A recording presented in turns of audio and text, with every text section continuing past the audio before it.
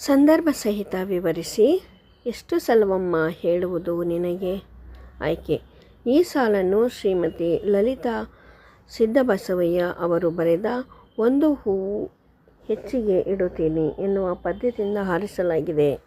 ಸಂದರ್ಭ: ಮುದುಕನಿಂದ ಫೋನು ಬಂದಿರಬಹುದೆಂದು ತಿಳಿದು ಫೋನು ಎತ್ತಿಕೊಳ್ಳಲೋ ಬೇಡವೋ ಮಗ ಹೀಗೆನ್ನಬಹುದು ಎನ್ನುವ ಸಂದರ್ಭವಿದು. ವಿವರಣೆ: ಮುದುಕಿಗೆ ದೂರದ ಊರಿನಲ್ಲಿರುವ ಗಂಡನೊಂದಿಗೆ ಮಾತನಾಡಬೇಕು. ಮುದುಕ ದೂರದೂರಿನಿಂದ ಫೋನು ಮಾಡಿರಬಹುದೆಂದು ಭಾವಿಸಿದ ಮುದುಕಿ ಫೋನು ಜಣಗುಡುತ್ತಿದ್ದರೆ ಅದನ್ನು ಯಾರೂ ಎತ್ತಿಕೊಳ್ಳಲು ಬಾರದಿದ್ದಾಗ ತಾನು ಎತ್ತಿಕೊಳ್ಳಲು ಹಿಂಜರಿಯುತ್ತಾಳೆ. ಎತ್ತಿಕೊಳ್ಳಲೋ ಬೇಡವೋ ಸೊಸೆ ಏನೆನ್ನುವಳೋ? ಮಗ ಎಷ್ಟು ಸಲವಮ್ಮ ಹೇಳುವುದು ನಿನಗೆ ಎಂದು ಗದರಬಹುದು ಎನ್ನುವ ಭಯ ಮುದುಕಿಯದು. ಮಗನ ಮನೆಯಲ್ಲಿರುವ ಆಕೆಗೆ ಸ್ವಾತಂತ್ರ್ಯ ಇಲ್ಲ. ಭಯದಿಂದಲೇ ಬದುಕಬೇಕಾದ ಸ್ಥಿತಿಯಲ್ಲಿ ಮುದುಕಿ ಇರುವುದನ್ನು ಕಾಣಬಹುದು. ಸಂದರ್ಭ 2: ಅಲ್ಲಿಯ ಮಾತು ಅವನಿಗೆ ಸಸೇಮಿರ ಬರದು. ಆಯ್ಕೆ. ಈ ಸಾಲನ್ನು ಶ್ರೀಮತಿ ಲಲಿತಾ ಸಿದ್ದಬಸವಯ್ಯ ಅವರು ಬರೆದ ಒಂದು ಹೂವು ಹೆಚ್ಚಿಗೆ ಇಡುತ್ತೀನಿ ಎನ್ನುವ ಪದ್ಯದಿಂದ ಆರಿಸಲಾಗಿದೆ. ಸಂದರ್ಭ: ಕಿರಿಯ ಮಗನ ಜೊತೆಗೆ ಅಸ್ಸಾಂನಲ್ಲಿದ್ದ ಮುದುಕ ಅಲ್ಲಿಯ ಭಾಷೆ ಬಾರದೆ ಕಷ್ಟಪಡುತ್ತಿರುವುದನ್ನು ಈ ಸಾಲಿನಲ್ಲಿ ತಿಳಿಯಬಹುದು. ವಿವರಣೆ: ಮುದುಕ ಕಿರಿಯ ಮಗನ ಮನೆಯಲ್ಲಿ ಅಸ್ಸಾಂನಲ್ಲಿದ್ದಾನೆ. ಕಿರಿಯ ಮಗ ಮತ್ತವನ ಹೆಂಡತಿ ಬೆಳಿಗ್ಗೆ 9ಕ್ಕೆ ಕೆಲಸಕ್ಕೆ ಹೋದರೆ ಬರುವುದು ಹೊತ್ತು ಕಳೆದ ಮೇಲೆ. ಹಾಗಾಗಿ ಅಸ್ಸಾಮಿ ಭಾಷೆ ಬಾರದ ಅವನಿಗೆ ಮಾತನಾಡಲು ಯಾರೂ ಇಲ್ಲ. ಮುದುಕಿ ಫೋನು ಮಾಡಿದಾಗಲೆಲ್ಲ ಮಾತೇ ಮರೆತು ಹೋಗಿದೆ ಕಣೆ. ಮಾತಾಡುತ್ತಿರು, ಮಾತು ನಿಲ್ಲಿಸಬೇಡ ಎಂದು ಗೋಗರೆಯುತ್ತಾನೆ. ಸಂದರ್ಭ 4: ಮಾತೇ ಮರೆತು ಹೋಗಿದೆ ಕಣೆ. ಆಯ್ಕೆ. ಈ ಸಾಲನ್ನು ಶ್ರೀಮತಿ ಲಲಿತಾ ಸಿದ್ದಬಸವಯ್ಯ ಅವರು ಬರೆದ ಒಂದು ಹೂವು ಹೆಚ್ಚಿಗೆ ಇಡುತ್ತೀನಿ ಎನ್ನುವ ಪದ್ಯದಿಂದ ಆರಿಸಲಾಗಿದೆ. ಸಂದರ್ಭ: ಮುದುಕ ದೂರದ ಅಸ್ಸಾಮಿನಲ್ಲಿ ಅನುಭವಿಸುತ್ತಿರುವ ಪಾಡನ್ನು ಹೇಳುವ ಸಂದರ್ಭವಿದು.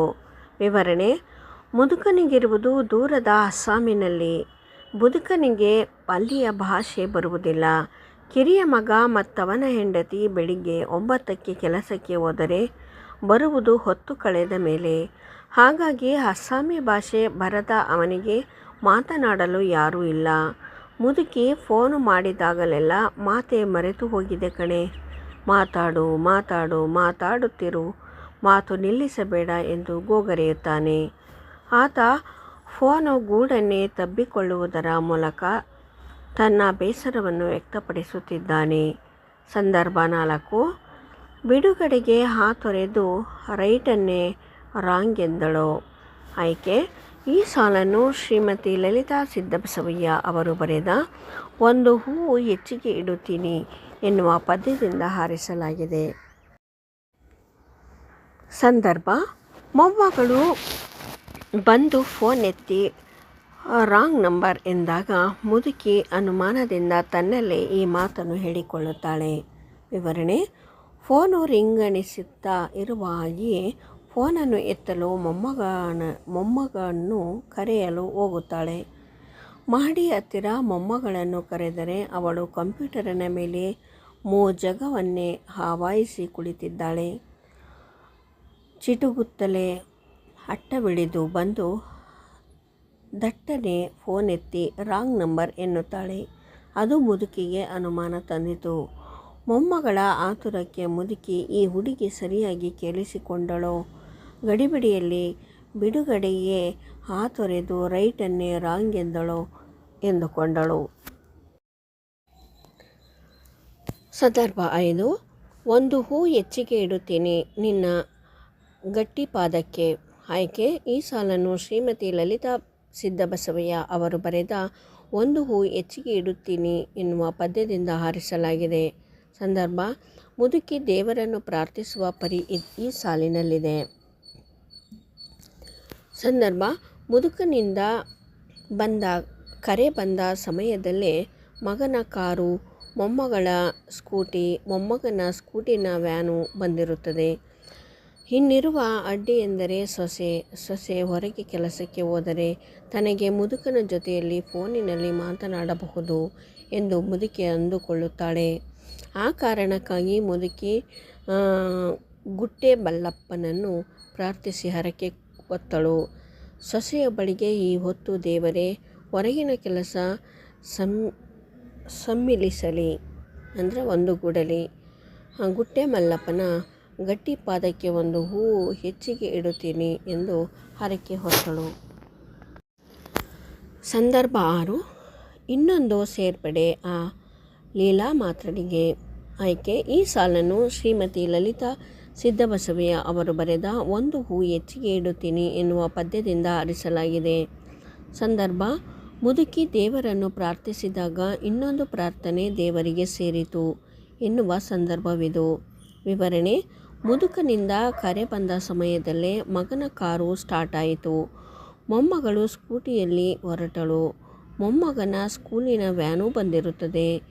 ಇನ್ನಿರುವ ಅಡ್ಡಿ ಎಂದರೆ ಸೊಸೆ ಹೊರಗೆ ಕೆಲಸಕ್ಕೆ ಹೋದರೆ ನಾನು ಮುದುಕನ ಜೊತೆಗೆ ಮಾತನಾಡಬಹುದೆಂಬ ಆಸೆಯಿಂದ ಸೊಸೆಗೆ ಹೊರಗಿನ ಕೆಲಸ ಬರಲೆಂದು ಮುದುಕಿ ಬಯಸಿದಳು.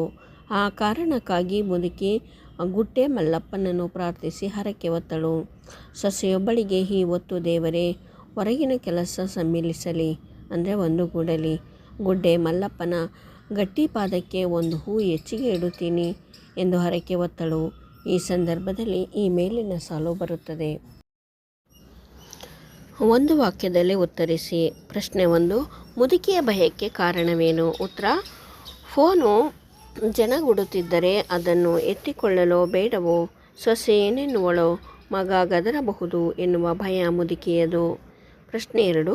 ಮುದುಕಿಗೆ ಯಾರಿಂದ ಫೋನ್ ಕರೆ ಬಂದಿತ್ತು? ಉತ್ತರ: ಮುದುಕಿಗೆ ತನ್ನ ಗಂಡನಾದ ಮುದುಕನಿಂದ ಕರೆ ಬಂದಿತ್ತು. ಪ್ರಶ್ನೆ 3. ಮುದುಕ ಇರುವುದೆಲ್ಲಿ? ಉತ್ತರ: ಮುದುಕ ಇರುವುದು ಕಿರಿಯ ಮಗ ಸೊಸೆಯ ಜೊತೆ ಅಸ್ಸಾಮಿನಲ್ಲಿ.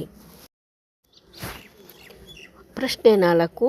ಮೊಮ್ಮಗಳು ಏನು ಮಾಡುತ್ತಿದ್ದಳು? ಉತ್ತರ: ಮೊಮ್ಮಗಳು ಸ್ವಂತ ಕಂಪ್ಯೂಟರಿನಲ್ಲಿ ಜಗವನ್ನೇ ಆವಾಹಿಸಿ ಕುಳಿತಿದ್ದಾಳೆ. ಪ್ರಶ್ನೆ 5. ಮುದುಕಿಯು ಯಾವ ದೇವರಿಗೆ ಹರಕೆ ಹೊತ್ತಳು? ಉತ್ತರ: ಮುದುಕಿಯು ಗುಟ್ಟೆ ಮಲ್ಲಪ್ಪನಿಗೆ ಹರಕೆ ಹೊತ್ತಳು. ಪ್ರಶ್ನೆ 6. ಮುದುಕಿಯು ಏನೆಂದು ಹರಕೆ ಹೊತ್ತಳು? ಉತ್ತರ: ಮುದುಕಿಯು ಗುಟ್ಟೆ ಮಲ್ಲಪ್ಪನ ಗಟ್ಟಿ ಪಾದಕ್ಕೆ ಒಂದು ಹೂವು ಹೆಚ್ಚಿಗೆ ಇಡುತ್ತೀನಿ ಎಂದು ಹರಕೆ ಹೊತ್ತಳು. 2-3 ವಾಕ್ಯಗಳಲ್ಲಿ ಉತ್ತರಿಸಿ. ಪ್ರಶ್ನೆ 1. ಮುದುಕಿಯ ಜೀವ ಎಳೆಯುತ್ತಿರುವುದೇಕೆ? ಉತ್ತರ: ಮುದುಕಿಯು ದೂರದ ಊರಿನಲ್ಲಿರುವ ಗಂಡನೊಂದಿಗೆ ಮಾತನಾಡಬೇಕು. ಫೋನು ಜನಗುಡುತ್ತಿದ್ದರೆ ಅದನ್ನು ಎತ್ತಿಕೊಳ್ಳಲೋ ಬೇಡವೋ, ಸೊಸೆ ಏನೆನ್ನುವಳೋ, ಮಗ ಗದರಬಹುದು ಎನ್ನುವ ಭಯ ಮುದುಕಿಯದು. ಫೋನು ಇಟ್ಟಿರುವ ಮನೆಯವರೆಗೂ ಬರುತ್ತಾಳೆ. ಒಂದು ಸಲ ಸೊಸೆ ಎನ್ನುವ ಭಯ ಮುದುಕಿಯದು. ಫೋನು ಇಟ್ಟಿರುವ ಮನೆಯವರೆಗೂ ಬರುತ್ತಾಳೆ. ಒಂದು ಸಲ ಸೊಸೆ ಏನೆನ್ನುವಳೋ ಎಂದು ಕಿಚನ್ನಿನ ಕಡೆಗೆ ಹೋಗುತ್ತಾಳೆ. ಇನ್ನೊಂದು ಸಾರಿ ಸ್ಟಡಿ ರೂಮಿನೆಡೆಗೆ ನೋಡುತ್ತಾಳೆ. ಫೋನು ಜನಗುಡುವುದು ನಿಲ್ಲುತ್ತದೆಯೋ ಎನ್ನುವ ಭಯ. ಯಾರಾದರೂ ಬಂದು ಫೋನನ್ನು ಎತ್ತಬಾರದೆ, ಆ ಕಡೆ ಮುದುಕನಿರಬಹುದು ಎಂದು ಮುದುಕಿಯ ಜೀವ ಎಳೆಯುತ್ತಿದೆ. ಪ್ರಶ್ನೆ 2.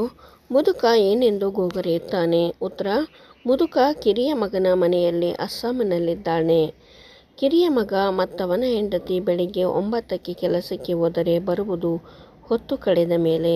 ಹಾಗಾಗಿ ಅಸ್ಸಾಮಿ ಭಾಷೆ ಬರದ ಅವನಿಗೆ ಮಾತನಾಡಲು ಯಾರೂ ಇಲ್ಲ. ಮುದುಕಿ ಫೋನು ಮಾಡಿದಾಗಲೆಲ್ಲ ಮಾತೇ ಮರೆತು ಹೋಗಿದೆ ಕಣೆ, ಮಾತಾಡುತ್ತಿರು ಎಂದು ಮಾತು ನಿಲ್ಲಿಸಬೇಡ ಎಂದು ಗೋಗರೆಯುತ್ತಾನೆ. ಪ್ರಶ್ನೆ 3. ಮೊಮ್ಮಗಳ ಆತುರಕ್ಕೆ ಮುದುಕಿ ಏನೆಂದುಕೊಂಡಳು? ಉತ್ತರ: ಮುದುಕಿಯು ಮೊಮ್ಮಗಳನ್ನು ಫೋನು ಎತ್ತಲು ಕರೆಯುತ್ತಾಳೆ. ಕಂಪ್ಯೂಟರಿನ ಮೇಲೆ ಜಗವನ್ನೇ ಆವಾಹಿಸಿ ಕುಳಿತ ಮೊಮ್ಮಗಳು ಚಿಟುಗುಡುತ್ತಲೇ ಅಟ್ಟವಿಳಿದು ಬಂದು ದಡ್ಡನೆ ಫೋನ್ ಎತ್ತಿ ರಾಂಗ್ ನಂಬರ್ ಎನ್ನುತ್ತಾಳೆ. ಅದು ಮುದುಕಿಗೆ ಅನುಮಾನ ತಂದಿತು. ಮೊಮ್ಮಗನ ಆತುರಕ್ಕೆ ಮುದುಕಿ ಈ ಹುಡುಗಿ ಸರಿಯಾಗಿ ಕೇಳಿಸಿಕೊಂಡಳೋ? ಗಡಿಬಿಡಿಯಲ್ಲಿ ಬಿಡುಗಡೆಗೆ ಹಾತೊರೆದು ರೈಟನ್ನೇ ರಾಂಗ್ ಎಂದಳೋ ಎಂದುಕೊಂಡಳು. ಪ್ರಶ್ನೆ 4. ಸೊಸೆಗೆ ಹೊರಗಿನ ಕೆಲಸ ಬರಲೆಂದು ಮುದುಕಿ ಬಯಸಿದ್ದೇಕೆ? ಉತ್ತರ: ಮಗ ಕೆಲಸಕ್ಕೆ, ಮೊಮ್ಮಗ ಮೊಮ್ಮಗಳು ಶಾಲೆಗೆ ಹೋಗುತ್ತಾರೆ. ಸೊಸೆ ಮನೆಯಲ್ಲೇ ಇದ್ದಳು. ಸೊಸೆ ಮನೆಯಲ್ಲಿದ್ದರೆ ಫೋನು ಎತ್ತಲಾಗುವುದಿಲ್ಲ, ಮುದುಕನ ಜೊತೆಗೆ ಮಾತನಾಡಲಾಗುವುದಿಲ್ಲ. ಸೊಸೆಗೆ ಹೊರಗಿನ ಕೆಲಸ ಬಂದರೆ ಹೊರಗೆ ಹೋಗುತ್ತಾಳೆ. ಆಗ ನಾನು ನಿರಾತಂಕವಾಗಿ ಮುದುಕನ ಜೊತೆ ಮಾತನಾಡಬಹುದೆಂಬ ಆಸೆಯಿಂದ ಸೊಸೆಗೆ ಹೊರಗಿನ ಕೆಲಸ ಬರಲೆಂದು ಮುದುಕಿ ಬಯಸಿದಳು. ಪ್ರಶ್ನೆ 5. ಮುದುಕಿಯು ಯಾರನ್ನು ಏನೆಂದು ಪ್ರಾರ್ಥಿಸುವಳು? ಉತ್ತರ: ಸೊಸೆ ಹೊರಗೆ ಕೆಲಸಕ್ಕೆ ಹೋದರೆ ತನಗೆ ಮುದುಕನ ಜೊತೆಯಲ್ಲಿ ಫೋನಿನಲ್ಲಿ ಮಾತನಾಡಬಹುದು ಎಂದು ಮುದುಕಿ ಅಂದುಕೊಳ್ಳುತ್ತಾಳೆ.